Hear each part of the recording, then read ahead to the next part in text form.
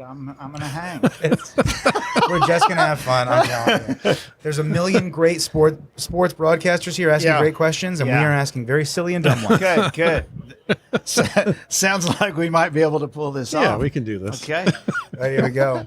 Hey, it's Willie G with the Bob and Tom Show here with Costaki, Economopoulos. We're thrilled to be sitting here with Kix Brooks. How you doing? I'm doing good. Yeah. I'm doing good. I'm in L.A. I'm in the big city.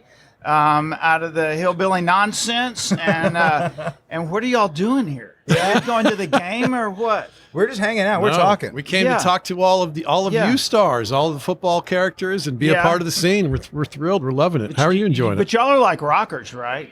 What do you mean? In what way? I mean, don't y'all do aren't you all like a rock show? Yeah, it's a rock and roll radio station. Well, have you had any rockers in here? I have not seen any rockers. We haven't had any rockers lately. No.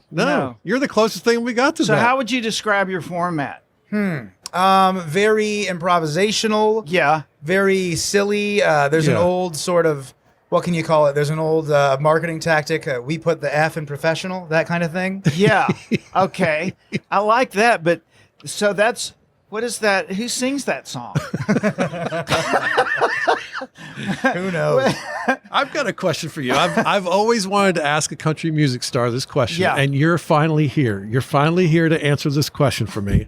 I'm a longtime stand-up comic, and we get I talked to a DJ years ago, and this has stuck with me for like 20 years.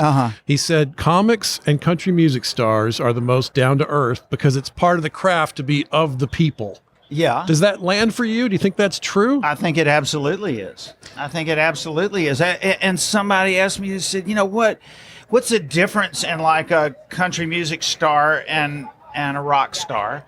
And, you know, besides the Ferrari versus the pickup truck, you know, but I really do think, this is the truth, I really do think country music fans, they want to meet you. They want to know you. They want to hear about your kids and stuff like that. And this is somewhat of the truth. I've done a few red carpets here in Los Angeles and whatever, and I get the feeling that rock fans, you know, you do the American Music Awards or the Grammy stuff like that, where you have mixed genres, and I think rock fans really, they want to see their artist go, you know, flip them the bird and roll up the window or something as their limo flies away. Yeah, right. You know, and they're just going, yeah. He's so cool. That's right. That's awesome. You know, you don't do that in country music. Yeah, you know, right. It's like you'll never sing again. Yeah. There's something mysterious about a rock star. It's okay to have some distance. Yes. Yeah, so that's right. It's a different thing. Yeah. Yeah, that's right. One question I want to ask you: you have a new project, or there is a new project called Reboot, and it's younger country stars, people like Luke Combs, covering Brooks and Dunn songs.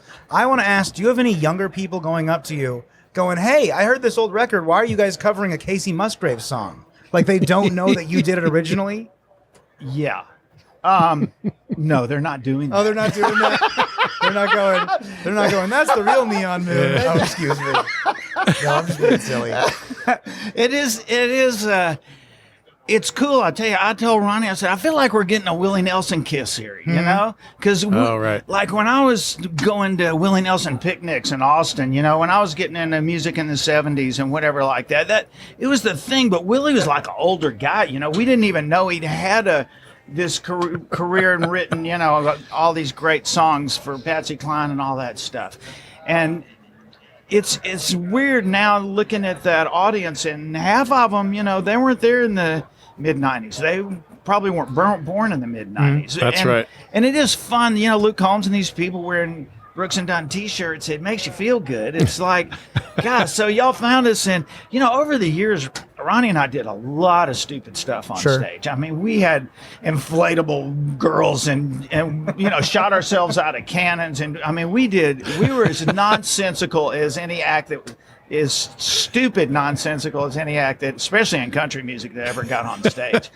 And I was just new, and I wore these horrible clothes. You know, I look at the flame shirt and all this stuff, just the ugliest shirts that were ever made every night.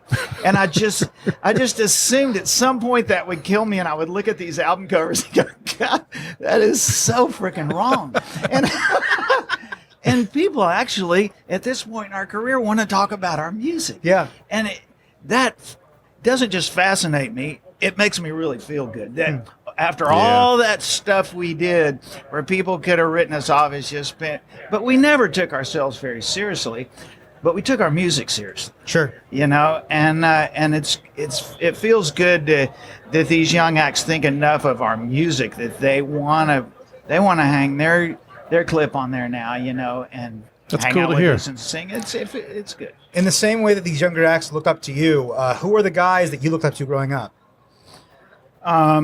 Cash, you know. Sure. I'm from Shreveport, Louisiana, which is Austin had all the cool music for me. You know, that's what, when I went to Nashville, it was because Guy Clark had moved there. Because, you know, sometimes Texas and even that part of Louisiana, it's not so much like that East Coast country music. It didn't come out of West Virginia and all that. You know, it's kind of a different vibe. Okay. And especially the songwriting part of it. And, you know, Willie Nelson was influenced. Hank Williams Sr., you know, actually lived right down the street. He was married to Johnny Horton's widow, like literally 2 blocks from me. My first show ever when I was 12 years old was in Johnny Horton's carport because his daughter was my age, you know. And Wow. So, yeah, all those guys. But once I got into college, you know, it was Allman Brothers and Stones, and I was totally into rock music, but writing country songs, which is why I don't let people throw rocks at kids that are writing hip-hop country music now, because it's what they were listening to in their frat houses. But they're country people, they're country boys and girls that, they do drive pickup trucks, and they do hang out at bonfires, and they do get high, you know? And they sing about it, and they're like, shut up, I don't care. They like any 20-somethings that are not intimidated by what they like, right? You know? This is great. All right, what's made more people cry, the song Neon Moon or the Atlanta Falcons? Oh, I hope the Falcons. I could answer that. You know, yes, the Falcons is the thing answer. that amazes me, I'm so sick of, you know, it's like every week somebody's like, oh my God, oh Neon, we fell in love, and Neon, we were on the dance floor and she was looking right in my eyes. I'm like, it's going to be our wedding song. I'm like, do you know this is a song about a drunk in the corner of a bar? I mean, we need a therapist to help people that are so confused about it. Never mind.